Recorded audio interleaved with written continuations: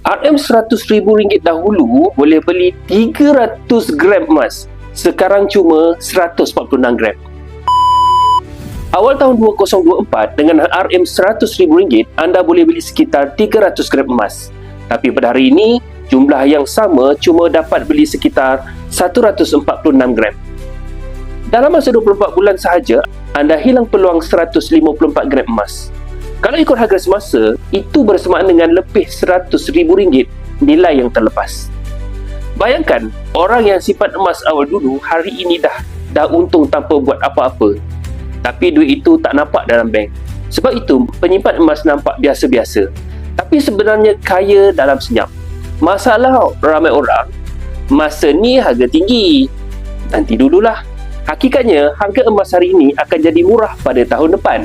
Dan cerita ini ulang setiap tahun. Jadi, jangan tunggu masa yang sempurna. Mulakan sekarang. Jadikan emas sebagai simpanan kekal. Bukan untuk nampak kaya, tapi untuk jadi kaya dengan tenang. Kalau anda nak mula simpan emas dengan Public Gold, klik isi sign up form di bio. Saya bantu daftar, guide langkah demi langkah dan bantu anda sebaiknya.